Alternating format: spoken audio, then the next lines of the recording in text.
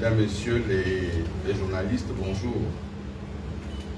Tout à l'heure, à la fin de nos échanges, nous aurons l'opportunité, l'occasion de vous présenter les principaux responsables de la plateforme qui sont présents dans cette salle.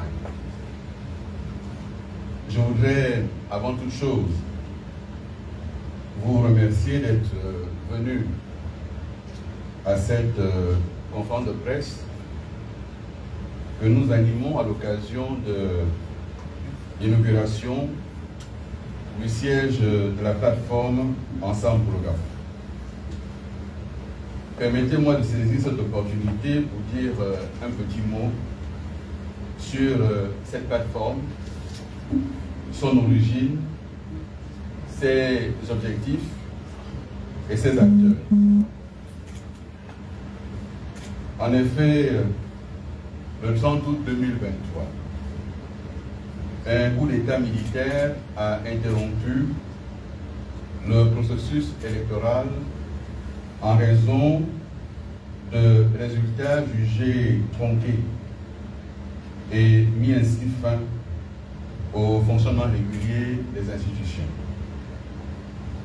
Cette prise de pouvoir par une junte militaire dénommée Comité pour la transition et la restauration des institutions, en abrégé CTRI, a instauré un régime d'exception, annoncé le retour à l'ordre constitutionnel par l'organisation d'élections libres, crédibles et transparentes. Le 4 septembre 2023, le président de la transition, au cours de la cérémonie de prestation de serment, s'exprimait solennellement en ces termes, et je le cite: à l'issue de la transition, avec l'apport de tous les Gabonais et partenaires au développement, nous entendons rendre le pouvoir aux civils en organisant de nouvelles élections libres, transparentes et crédibles dans la paix. Fin de citation. Le dialogue national dit inclusif, organisé par le CTRI du 2 au 30 avril 2024, censé sortir notre pays de la crise multiforme qui le mine, a malheureusement suscité des polémiques et des inquiétudes au sein de l'opinion, tant par son mode d'organisation, la conduite des débats, que par les conclusions controversées auxquelles il est parvenu. En outre, les violations récurrentes par le CTRI de sa propre charte de transition imposée au peuple gabonais n'a fait que renforcer les craintes d'une dérive autocratique du nouveau pouvoir. Et à l'observation, il est vrai, il n'échappe à personne que le CTRI s'est détourné de son objectif initial, à savoir la restauration des institutions et la restitution du pouvoir aux civils. Dès lors, les parties prenantes à la plateforme Ensemble pour le Gabon, soucieuses de la préservation des acquis démocratiques de notre pays, fruit de lutte du peuple gabonais depuis la conférence nationale de 1990, s'engagent à mener, par des moyens légaux et démocratiques, des actions et des activités aux fins de la sauvegarde de la République, de ses principes et de ses valeurs. De fait, la plateforme Ensemble pour le Gabon a pour objectif de défendre les valeurs et les principes de la République durant la période de la transition, d'exiger du CTRI le respect de ses engagements, notamment l'esprit et la lettre du communiqué du 30 août et du 4 septembre 2023. Défendre les droits fondamentaux, les libertés publiques, les acquis démocratiques et politiques, de faire respecter les conventions, les engagements internationaux signés et ratifiés par le Gabon. Mesdames et messieurs, la plateforme Ensemble pour le Gabon n'est ni une association, ni un parti politique. Elle est un regroupement d'hommes et de femmes libres, comprenant des leaders de partis politiques, des leaders associatifs, des hommes et des femmes engagés, qui partagent les objectifs que je viens de rappeler. La plateforme Ensemble pour le Gabon est également ouverte à toute personne vivant au Gabon ou en dehors du territoire national et qui s'engage à partager notre démarche républicaine et citoyenne. Et pour mener à bien nos activités dans un climat de sérénité et de responsabilité, la plateforme Ensemble pour le Gabon s'est dotée d'un siège que nous inaugurons ce 14 octobre 2024 à Libreville, 6 au quartier London. Mesdames et messieurs, je voudrais saisir l'opportunité de la présente conférence de presse pour lancer un appel solennel à la sagesse et au récissement. Appel à la sagesse, car, ainsi que nous l'avons dit le 26 septembre dernier, lors de la première sortie de la plateforme Ensemble pour le Gabon, le projet de constitution en préparation porte en lui les germes d'une division profonde de la société gabonaise, ainsi qu'une mise en danger de notre vivre ensemble en créant des catégories de citoyens aux droits différenciés et en mettant en place des groupes considérés comme des sous-gabonais. Appel au récissement, car il n'est pas trop tard pour bien faire. Et, mesdames et messieurs, c'est quelqu'un qui se tient devant vous et qui, il y a un peu plus d'un an encore, a été confronté à la même situation de modification d'une constitution. Nous aurions dû, à l'époque, écouter certaines voix qui nous appelaient à la sagesse et au ressaisissement. Si nous avons péché par le passé, par ignorance, par arrogance ou par ivresse du pouvoir, nous avons aujourd'hui le devoir collectif d'entendre nos raisons afin de ne pas reproduire les mêmes erreurs. Je voudrais interpeller solennellement les membres du CTI en leur disant: mesdames et messieurs du CTI, si c'est à votre tour de gérer comme cela s'entend désormais dans la bouche de vos soutiens, faites en sorte que ce ne soit pas votre tour de commettre les mêmes erreurs que ceux que vous avez renversés par les armes. Le faire, ce serait confirmer que le changement que vous prenez du bout de lèvres n'était en réalité qu'une façon de dire remplacement. Si personne ne peut changer son passé, nous avons tous le devoir d'en tirer les leçons en vue d'un avenir meilleur pour nous-mêmes et pour nos enfants.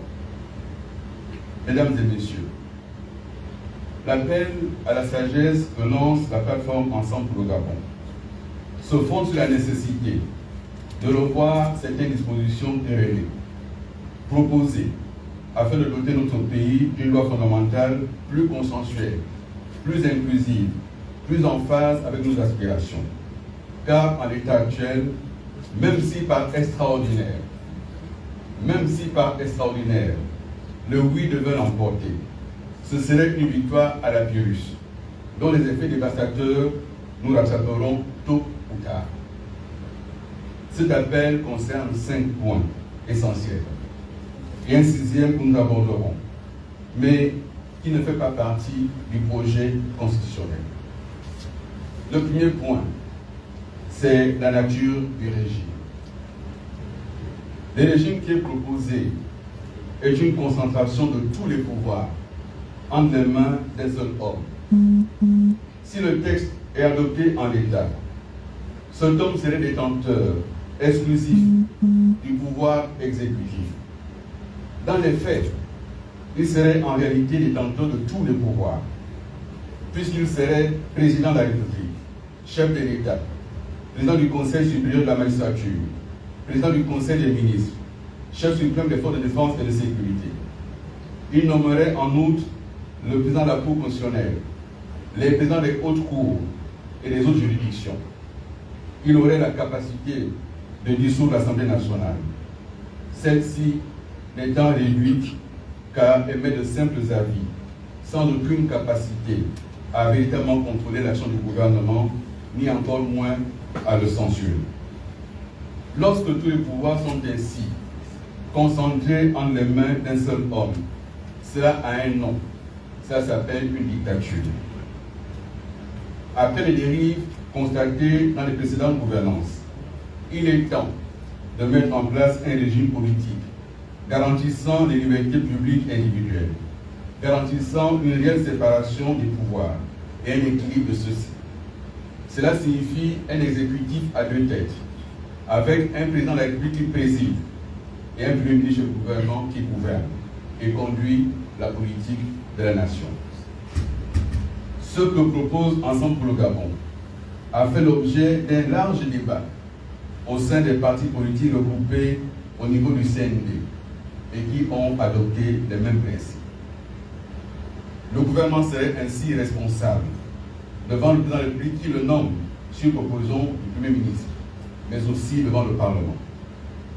Il faut en outre que le président de la République cesse de présider le Conseil supérieur de la magistrature, car cela garantirait mieux une réelle indépendance de la justice. Le deuxième point, ce sont les conditions d'éligibilité. Nous devons cesser, par envie de se faire élire sans concurrence sérieuse, d'instrumentaliser des sujets sensibles dont les dérapages ont conduit à des catastrophes sous d'autres cieux il n'y a pas si longtemps de ça. Par une kyrielle de critères restrictifs, dont le seul but est de baliser le terrain pour le candidat souhaité par le CTRI, on jette ainsi un soupçon ignoble d'infidélité à la patrie sur nos compatriotes ayant eu le malheur d'être nés d'un parent étranger ou d'avoir épousé un étranger. Sortons de ce chemin escarpé et dangereux. Engageons-nous au contraire sur un principe simple. Tout électeur est éligible. Laissons au peuple souverain le soin de choisir celui qui pense être le mieux à même de conduire des politiques nationales au sommet de l'État, pourvu qu'il possède la nationalité gabonaise au titre de nationalité d'origine et qu'il soit jugé apte à exercer la plus haute fonction. Nous entendons ici et là les partisans des dispositions discriminatoires de ce projet de texte établir des comparaisons hasardeuses avec d'autres pays. Tant qu'à faire, prenons donc ces constitutions auxquelles ils se réfèrent et adoptons-les. Cessons tout débat. Puisqu'on nous parle, par exemple, de la Constitution des États-Unis d'Amérique comme référence, adoptons le modèle américain en entier, c'est-à-dire un régime présidentiel d'une durée de 4 ans renouvelable une seule fois, c'est-à-dire élection au ticket du président de la République et de son vice-président, c'est-à-dire impossibilité pour le président de dissoudre le Parlement, c'est-à-dire possibilité pour le Parlement de destituer le président. C'est cela, la Constitution américaine du fond. Non, mesdames et messieurs, les conditions d'éligibilité n'ont posé aucun problème dans notre pays. Ne confondons pas.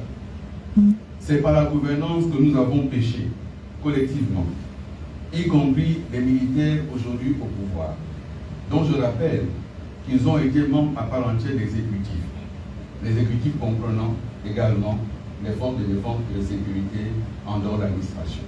C'est cela l'exécutif. Ils y ont participé. Les dispositions de l'article 53 du projet de constitution sont une mauvaise réponse à un vrai problème. Quel est ce problème? Comment s'assurer que le détenteur du pouvoir exécutif ne l'exerce pas à son profit seul, mais au bénéfice de tous les Gabonais, dans le respect de la Constitution et de l'État de droit? Telle est la seule vraie question. Il s'agit donc de mettre en place des mécanismes mieux adaptés pour instituer une véritable séparation du pouvoir et un équilibre de ceci. Troisièmement, l'amnistie. La plateforme Ensemble pour le Gabon réitère son opposition à ce dispositif et réitère que ce dispositif n'a pas sa place dans la Constitution et peut tout au plus faire l'objet d'une loi spéciale, à condition toutefois que les crimes et délits pour lesquels cette absolution est demandée soient connus, de même que les auteurs, car en matière pénale, la responsabilité est individuelle. Qu'on nous dise qui a fait quoi, qui a commis quoi, avant d'examiner la loi d'amnistie. Elle ne peut en aucune façon figurer dans la Constitution. Quatrièmement, le foncier. S'il est vrai que nous devons mieux protéger nos terres et en garantir l'accès prioritaire aux nationaux, de même que nous devons mieux lutter contre la spéculation foncière, il n'en demeure pas moins que la solution préconisée par le projet de constitution est hypocrite et contre-productive. Elle est hypocrite car, telle que formulée, elle interdirait à une personne physique de nationalité étrangère d'acquérir un terrain au Gabon. Mais la société dont il est propriétaire peut acheter ce même terrain. En d'autres termes, on dirait à M. Mamadou Diallo qu'il n'a pas le droit d'acheter un terrain au Gabon. Mais la SARL, dont M. Mamadou Diallo et son fils sont propriétaires, peut acheter ce même terrain. Allez-y comprendre. Cette proposition est contre-productive, car il conviendrait au contraire d'encourager ceux qui ont choisi de vivre au Gabon, d'y travailler, d'y investir également, à condition toutefois de ne pas priver le Gabonais de l'accès au foncier. Personne n'a encore jamais vu quelqu'un quitter le territoire national et emporter avec lui ses maisons et ses terrains dans ses bagages. Les immeubles construits à Libreville par M. Hassan Etchel, par exemple, sont bien là et ne quitteront pas le Gabon. C'est donc encore une fois une fausse solution à un vrai problème. En considération de tout ce qui précède, la plateforme Ensemble pour le Gabon appelle à nouveau le CTRI à emprunter la voie de la sagesse et à ne pas fractionner la société gabonaise par des propositions populistes et démagogiques, dont l'application éventuelle ne manquera pas de poser plus de problèmes que de solutions. Enfin, en point 6, j'aimerais évoquer la question de l'agenda de sortie de la transition.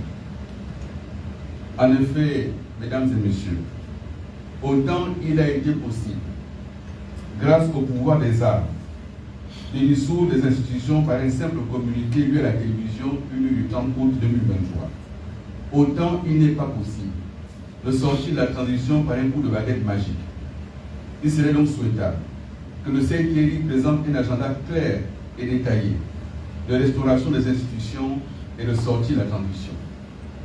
Les Gabonais doivent savoir, ils veulent savoir, par quelle institution conviendrait-il de commencer et par laquelle pourrait-il être possible de terminer, sachant que les problèmes à résoudre ne sont pas identiques, selon qu'il s'agirait de commencer par la présidence de la République, par le président, ou de terminer par l'élection présidentielle. Le chemin à parcourir doit notamment convenir à l'élaboration d'un nouveau schéma, à l'adoption éventuelle d'un nouveau découpage électoral. Quelles circonscriptions doivent disparaître? Lesquelles doivent être découpées? Ce débat doit avoir lieu afin que nous sortions de la transition de manière responsable. Nous appelons par conséquent les autorités à sortir de la dissimulation et à publier cet agenda. La transparence, la démocratie et la restauration véritable des institutions sont à ce prix. Merci pour votre aimable attention.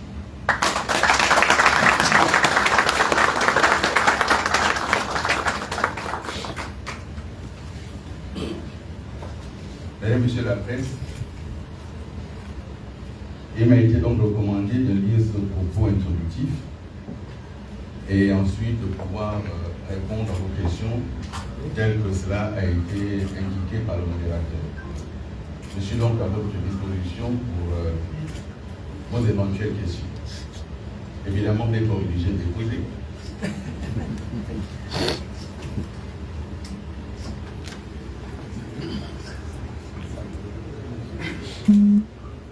question. Moi, j'ai une petite question. Bien sûr.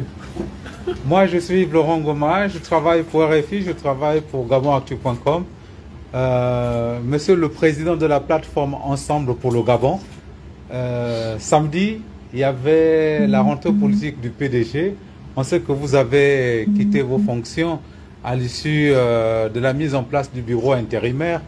Mais est-ce que vous avez totalement démissionné du PDG? Êtes-vous toujours membre du PDG ou c'est totalement terminé avec le PDG? Vous savez ce que disait Charles Marx, lorsqu'on est gêné par un problème, on crée vraiment le problème. Les Gabonais aujourd'hui sont concentrés sur la question de l'adoption d'une nouvelle constitution.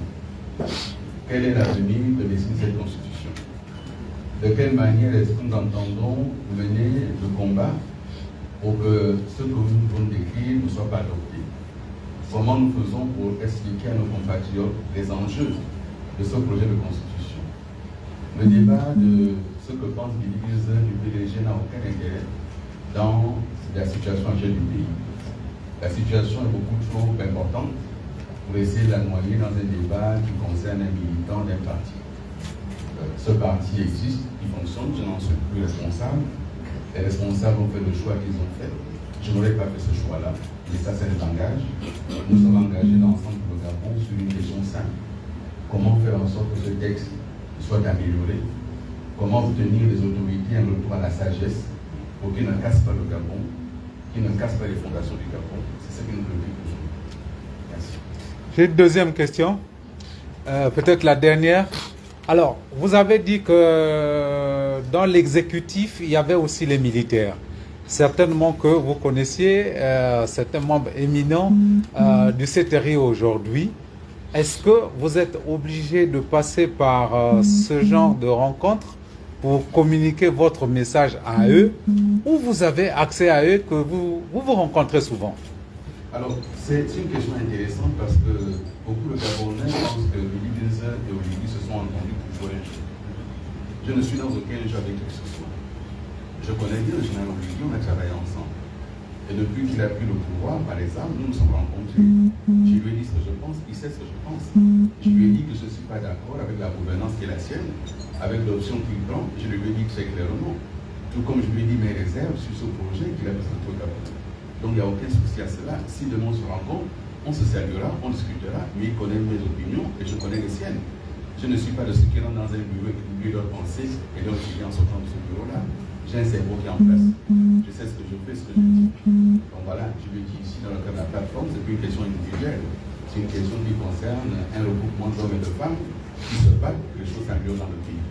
Et j'en profite pour vous dire, moi j'entends les histoires qui se battent pour avoir un poste. Il n'y a aucun poste aujourd'hui qu'on peut me proposer que je n'ai eu. Et donc je ne me bats pas pour un poste. Et les postes m'ont été proposés, je l'ai dit à plusieurs reprises par le CTRI. Je les ai déclinés. S'ils veulent qu'on en débatte, on en débat. Je dirais ce qui m'a été proposé, quel jour, à quelle heure est parti. Et donc ce n'est pas le sujet. Le sujet aujourd'hui, c'est cette constitution est mauvaise pour le pays. Et il faut qu'on fasse tout pour faire reculer les promoteurs de cette constitution parce qu'ils sont ennemis du Gabon. C'est tout. Merci.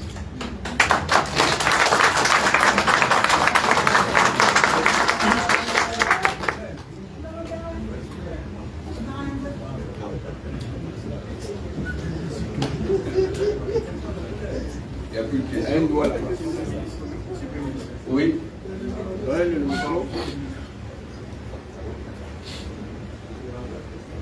Je suis Félix Moussunda de la rédaction de G 241.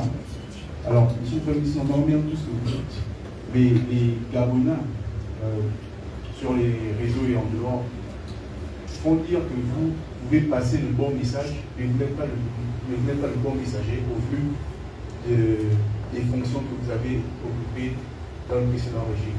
Est-ce que vous avez quelque chose à répondre par rapport à ça? Vous savez, Dieu a parlé à son peuple prénal. Donc, si c'est le message qui est le bon, il n'y a pas de problème. Je peux être là qui passe le message.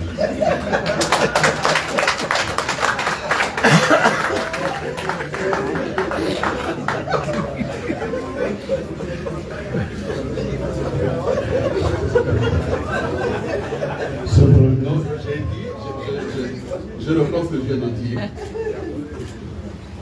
Vous me dites qu'il y a des Gabonais qui disent que le message est bon, mais c'est pas le messager est mauvais. Et je redis que dans les Saintes Écritures, Dieu a parlé à son peuple même par la voix des nânes. Donc, vous voyez que le message passe, si c'est moi l'âne qui parle au peuple gabonais, ce qui est important, c'est le message. Le débat sur la personne de Billy Gilson était un débat qui n'a pas d'intérêt. Mais ce que je dis aujourd'hui, c'est que cette constitution est mauvaise, et je ne le dis pas seul. On vous a présenté tout à l'heure, on dirait les noms de ceux qui nous accompagnent. Nous avons analysé, nous sommes assis, nous entendons aussi les Gabonais. Il y a des Gabonais qui pensent ce que vous pensez, il y en a d'autres qui pensent le contraire, mais c'est ça la démocratie. Et les Gabonais qu'on rencontre tous les jours nous disent, battez-vous, cette constitution est mauvaise. Moi je me suis déplacé, j'étais en France, je parlais avec des Gabonais de la diaspora. Ils nous disent quoi? Ils nous disent, mais qu'est-ce que nous on devient? Notre pays nous a envoyé à l'étranger, nous sommes installés à l'étranger. On a pris femme, on a pris époux, on a fait des enfants qui sont des Gabonais. Comment éteindre le rêve d'un enfant? Moi j'entends des gens qui disent, oui mais ça ne concerne pas tout le monde, ça ne concerne que le président de la République. Mais évidemment, nous sommes 2 millions de Gabonais. Et nous avons le droit, parmi les 2 millions de Gabonais, d'avoir 2 millions de Gabonais qui pensent qu'ils peuvent être président de la République. Et il faut pouvoir donner à chaque enfant la possibilité de rêver. Vous ne pouvez pas dire à un enfant qui est né d'un parent étranger que toi tu ne peux pas rêver, on éteint ton rêve. On n'a pas le droit d'éteindre les rêves des enfants. Il faut que dans ce pays, les enfants puissent continuer à rêver et à espérer qu'un jour, ils vont y arriver. Mais tout rêve ne se réalise pas. Mais si on commence à éteindre le rêve dès l'enfance, en disant à quelqu'un, tu es un mauvais Gabonais, tu ne peux pas. Toi, tu es un bon Gabonais, tu peux y arriver, c'est ça qui a amené l'ivoirité. Je suis désolé, c'est ça qui a amené l'ivoirité. Et nous disons à nos frères militaires qui gèrent le pays, la nation gabonaise, ce n'est pas une caserne. Et même au sein de l'armée, il y a des compatriotes militaires bien formés, qui ont été formés en dehors du Gabon, qui ont été dans des pays étrangers, et qui sont revenus avec une femme malienne, sénégalaise, burkinabé, ivoirienne, marocaine, française, et qui sont dans l'armée. On n'a pas le droit de faire ça. C'est tout ce que nous disons. Revenons à quelque chose de simple. Le Gabon a un code de la nationalité qui est clair et qui est simple, et qui définit qui est Gabonais. Qui a la nationalité gabonaise au-dessus de la nationalité d'origine. Celui qui est né d'un parent au moins gabonais est Gabonais d'origine. C'est écrit noir sur blanc dans le code de la nationalité. Laissons le code tranquille. Il n'a posé aucun problème. La gouvernance du pays est une chose. Si le pays a été mal gouverné, mettons les mécanismes en place. Je le décris dans le livre Bagou Magou, où je décris les saboteurs de la République. Qu'est-ce qui a dysfonctionné? Comment un petit groupe de personnes ont accaparé les pouvoirs d'État sans aucune légitimité? Ils l'ont fait alors que le texte prévoit une séparation des pouvoirs. Imaginez un texte qui concentre tous les pouvoirs en les mains d'un seul. Ce n'est pas possible. Et donc nous disons non, ça ne peut pas passer. Et donc, si les Gabonais pensent que le message est bon, qu'ils entendent au moins le message et qu'ils oublient le message.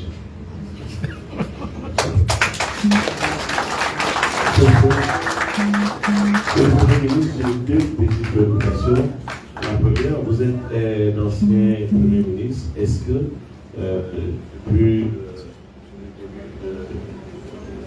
des discussions de ce projet, est-ce que le CETRI vous a contacté au moins pour avoir votre avis sur la question en tant qu'ancien Premier ministre? Ça, c'est la première question. Deuxième question, s'il advenait, parce que vous savez qu'en ce moment, le gouvernement en séminaire, s'il advenait que vos revendications soient prises en compte, est-ce que vous appellerez, la plateforme appellerait à voter oui pour ce projet? D'abord, je n'ai pas été contacté par les uns les autres, ni moi, ni ceux de la plateforme ici. Nous ne faisons pas un débat de personnes. Cette conférence de presse, je l'anime en tant que responsable de la plateforme aujourd'hui.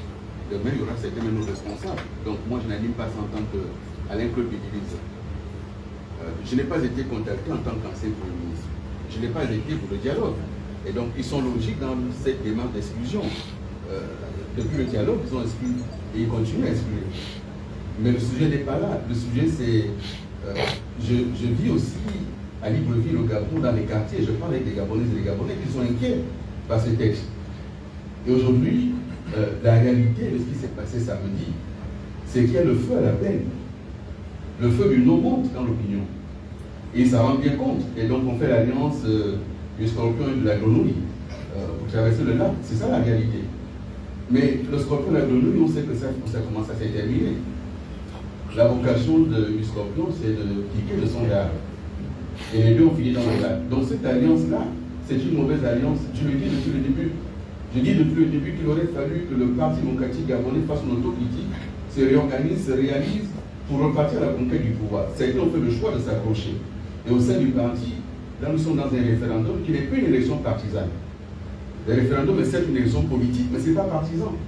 Au sein de toutes les formations politiques, de toutes les familles, il y aura des gens qui seront pour, des gens qui seront contre, et à la fin on fera des comptes. Donc allons d'abord au référendum, on verra plus tard. Vous me demandez...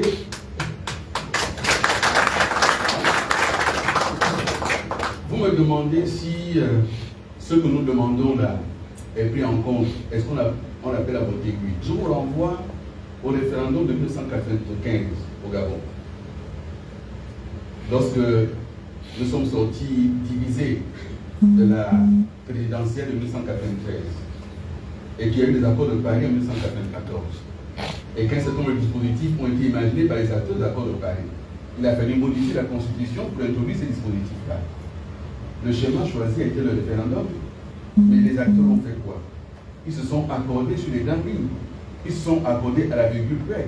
Et ils sont allés ensemble devant le peuple pour dire, nous nous sommes accordés, voici la condition que nous proposons. Et donc, il y a des compatriotes aujourd'hui qui demandent qu'il y ait une nouvelle rencontre. Il y en a qui pensent qu'il faut discuter. Nous pensons que si ce que nous disons là est pris en compte, nous ne sommes pas sur le non pour le principe. Nous sommes sur le non parce que c'est mauvais.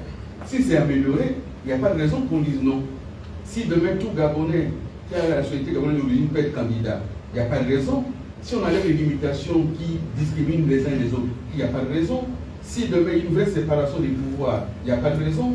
Si on enlève la question d'amnistie, il n'y a pas de raison. Donc nous ne sommes pas sur un non de principe, nous sommes sur le non au texte qu'il faut améliorer. C'est pour ça que nous disons, nous appelons à la sagesse et au ressaisissement. Il n'est pas trop tard. Ça ne sert à rien de foncer en se disant, comme c'est moi qui organise, j'ai l'armée, j'ai ça, le oui va l'emporter. Gagner dans ces conditions-là, c'est courir de grands risques. Et encore une fois, vous avez rappelé que j'ai été Premier ministre, mais j'ai quasiment connu toutes les expériences, les dialogues, les rencontres, les modifications au Gabon. Mais la dernière en date, elle a été validée dans les formes prévues par la Constitution. Mais l'opinion n'en voulait pas. On voit ce que ça a donné. Donc le oui peut l'emporter, mais quand les gens n'en veulent pas, ça posera des problèmes. Il vaudrait mieux bâtir un oui avant le référendum que de forcer les choses. C'est notre position. Et nous disons, ressaisissons-nous. Il y a la sagesse qui peut se valoir, discuter, travailler. Pas besoin qu'on soit autour de la table. Qu'ils prennent en compte ce que nous disons, qu'ils modifient le texte, qu'ils proposent un nouveau texte, et on regarde. Merci. Deux dernières questions, c'est ça? Oui. Bonsoir, Monsieur le Premier ministre. Je suis Alain Leyaga d'Info Sud TV. Pardon, je ne me vois pas. Il est là. Je suis Alain Leyaga d'Info Sud TV. Alors, hier, nous étions du côté de Lambaréné. Nous avons rencontré quelques populations là-bas, avec lesquelles nous avons discuté. Et beaucoup nous disent que Alain Claude Divisé était au PDG. Il a travaillé avec le PDG, il a fait beaucoup de choses avec le PDG. Pourquoi aujourd'hui il veut se passer en venant de leçon? Quelle réponse donnez-vous à cette question? Excusez-moi, j'ai donné la leçon à qui? Est-ce que dire à quelqu'un, nous nous sommes trompés, examinons ce qui s'est passé? Vous pensez que le coup d'État n'a pas été un moment dans ce pays?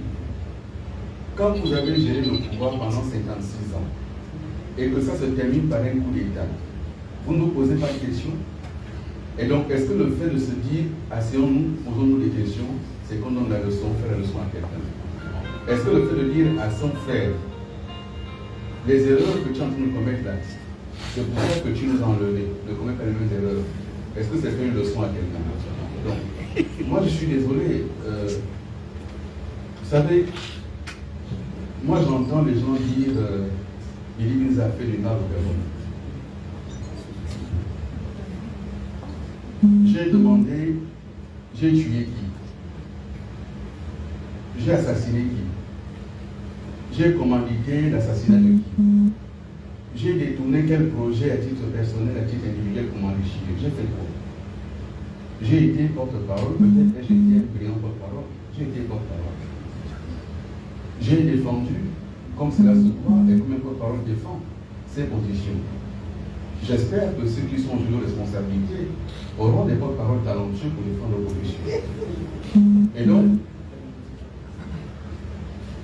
j'ai dit, par exemple, pour donner l'opportunité de clarifier à nouveau ce sujet. J'ai dit, et je l'ai écrit dans le livre noir sur blanc à vous, l'attaque au QG de Jean-Ping a été une erreur, je l'ai dit.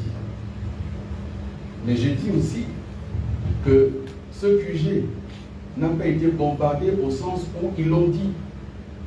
Je l'ai dit également. Et moi, j'entends souvent les gens me dire, oui, il a nié, j'ai rien nié. J'ai dit quand j'étais en France, dans le feu de l'action, on m'a dit, il y a des émeutes à Libreville. J'ai appelé Libreville. On m'a dit, les services de l'État m'ont dit, au moment où nous te parlons là, il y a un mort dans un magasin. C'est ce que j'ai dit à la télévision. Je suis rentré, on a fait le point. Et les mêmes services ont dit, le chiffre est monté à 8. Toi, à l'intérieur, 5 à Libreville. Et j'ai dit cela. Et j'ai aujourd'hui dans ce pays, des gens qui sont au gouvernement, qui ont dit qu'il y a eu des charniers. Et je leur dis, mais les charniers là, ça fait 1 an et 2 mois que vous êtes au gouvernement. Ils sont où les charniers? Soit ils n'ont pas existé, vous avez menti, il y a un problème. Soit ils existent, mais montrez-les, faisons la commission pour savoir pourquoi les Gabonais sont morts. Mais depuis que j'en parle, on ne répond pas. Notre Félix, ce n'est pas lui qui nous fait la leçon, je ne fais pas la leçon. Ils nous ont accusés. Nous disons maintenant, vous êtes là. Montrez, c'est où? Que se passe-t-il maintenant? Les familles des victimes, j'ai rencontré les familles des victimes. J'ai rencontré des victimes. Est-ce que vous pouvez aller rencontrer des victimes pour que j'avais des camarades de télévision? La décence et le respect que j'ai pour les uns les autres, ça a conduit à ce qu'on ait ces rencontres-là devant témoins, mais en privé. Et nous nous sommes parlés. Mais ceux qui ont monté leur dossier, qui ont disparu avec leur dossier, ils sont où aujourd'hui? Nous avons négocié avec l'Union européenne, le gouvernement, soit du Congo, a négocié avec l'Union européenne. Il a été dit quoi? C'est écrit noir sur blanc. Vous allez encore aujourd'hui sur le site de l'Union européenne, vous trouvez des conclusions, il y a une politique intensifiée.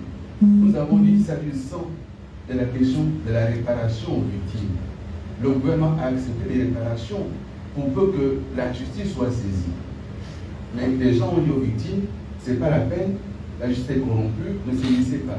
Comment voulez-vous faire des réparations s'il n'y a pas plainte, s'il n'y a pas enquête? Et donc on dit aujourd'hui, il faut qu'il y ait plainte, il faut qu'il y ait enquête, il faut qu'il y ait cette commission-là pour qu'on sache qui a fait quoi. Et la seule réponse est, il n'a pas de leçon à donner. Je ne donne aucune leçon. Je dis simplement, je ne peux pas porter le chapeau. Moi, je défends ce qu'on a fait. Il y en a qui ne le défendent plus. C'est leur sujet, c'est leur problème. Mais moi, je défends ce qu'on a fait de bien. Et je regrette ce qui a été mal fait. Mais je n'accepte pas qu'on dise que l'Élysée a été de ceux qui ont tué les Gabonais. Je n'ai pas le sang des Gabonais sur les mains. Voilà. Il faut que ça soit clair pour tout le monde. Merci. En deux dernières questions. Monsieur le Premier ministre, évoquant les missions de votre plateforme, vous avez dit parmi ces missions qu'il y avait le fait de faire respecter l'esprit de la déclaration du 4 septembre. Alors, je sais que vous allez nous parler de stratégie, mais moi, la question que je voudrais vous poser simplement est celle de savoir quelle est la méthodologie que vous allez mettre en place pour faire respecter cette déclaration. Parce que les choses avancent et la Constitution, comme vous l'avez vu, la nouvelle Constitution, justement, je veux dire, est déjà quasiment achevée. Et alors, quelle est la méthodologie que vous pouvez aujourd'hui opter pour pouvoir faire avancer les choses? Moi, je ne suis pas dans le secret des dieux, je ne sais pas si c'est achevé, mais vous donnez l'opportunité de répondre à une partie de la question de Jérôme. J'avais oublié cet aspect-là. Il s'est passé un séminaire gouvernemental. Et je suis assez étonné que les journalistes n'aient pas relevé que dans ce séminaire gouvernemental, que faisait le Parlement? Que fait le président de l'Assemblée nationale dans un séminaire gouvernemental? Que font les députés et les sénateurs dans un séminaire gouvernemental? Vous voyez, quand on parle de la séparation des pouvoirs, là, vous avez eu la photographie de la conception que le CDI a de la gestion du pouvoir. C'est tout le monde avec qui. Exécutif venait là, législatif venait là. Il ne manquait plus que le judiciaire, les militaires étaient là. Mais c'est ce que nous contestons en disant que ce n'est pas comme ça que ça doit fonctionner. Si un gouvernement s'est réuni en séminaire, mais c'est le gouvernement qui s'est réuni en séminaire, le Parlement est en dehors parce que le Parlement va demain éventuellement sanctionner ce qu'a proposé le gouvernement. Mais si le Parlement est déjà partie prenante, il reste quoi? On trompe les Gabonais en réalité. Et donc vous me demandez qu'est-ce qu'on entend faire. Première chose, rappeler que monsieur, vous êtes un soldat. Et un soldat est un homme d'honneur. Un soldat respecte sa parole. Vous avez dit que vous rendez le corps civil, rendez le corps civil. Il faut le lui rappeler. C'est sa parole qu'il a engagée, solennellement, en tenue d'apparat, devant la nation gabonaise et la communauté internationale. Il faut lui rappeler sa parole. C'est la première chose. La seconde chose, les membres de la plateforme sont assez outillés pour imaginer d'autres actions de sensibilisation et voir aller plus loin. Mais vous avez bien compris que ce n'est pas ici que je me répéterai. Merci. Il y avait une question, la dernière. Ou bien j'ai mal, j'ai vu quelqu'un se lever, c'était pas pour une question maintenant. Très bien. Si on a fini avec vos questions, je vous remercie beaucoup d'être venus et nous ne sommes pas là pour détruire. Nous sommes des citoyens gabonais, libres et engagés. Et cette plateforme, comme on l'a rappelé, elle compte des leaders politiques, elle compte des acteurs politiques, des personnalités politiques, mais aussi des hommes et des femmes de la société civile. Le week-end dernier, à Pau, en France, les Gabonais sont réunis autour des mêmes problématiques que nous portons aujourd'hui, autour d'Ensemble pour le Gabon. D'autres se réunissent par ailleurs. Nous sommes en train de travailler parce qu'il faut sensibiliser, il faut informer l'opinion. Le devoir d'information, de sensibilisation, c'est ce que nous faisons. Comme vous le constatez, nous sommes anti-recours aux armes. Nous sommes démocrates. Nous ne pensons pas, nous ne croyons pas à la force des armes. Ce n'est pas la peine d'aller imaginer des choses où les journaux écrits sous dictée de certains services, de certains officiers, pour dire voilà, divisé et financé par un tel, par un tel, par un tel. Non. Moi, j'ai connu Mme Pascaline Bongo, j'étais un jeune ministre délégué. On fait la campagne de son père en 2005 ensemble. Et depuis là, ça fait plus de 20 ans, nous avons gardé de relations. Même lorsqu'il arrivait qu'elle soit brouillée avec son frère Ali président et que j'étais porte-parole d'Ali président, je la fréquentais. Est-ce que le fait de fréquenter quelqu'un qu'on connaît depuis 20 ans, c'est que le ministre veut ramener les Bongo au pouvoir? Ali Bongo officiellement a renoncé à la politique. Il l'a fait publiquement. Et donc moi je ne suis pas de ceux qui fuient leur fréquentation. Que les gens me fuient, ça les regarde. Mais moi je ne fuis pas ce que je connais. Et donc il faut cesser avec ces soupçons permanents. Nous sommes compatriotes, nous sommes réunis ici. Il y a certains avec qui on ne se connaissait pas, il y a certains avec qui on s'est même combattu. Mais la cause que nous défendons aujourd'hui fait qu'on se rencontre, on discute, on échange et on agit ensemble. Et ensemble pour le Gabon. Merci.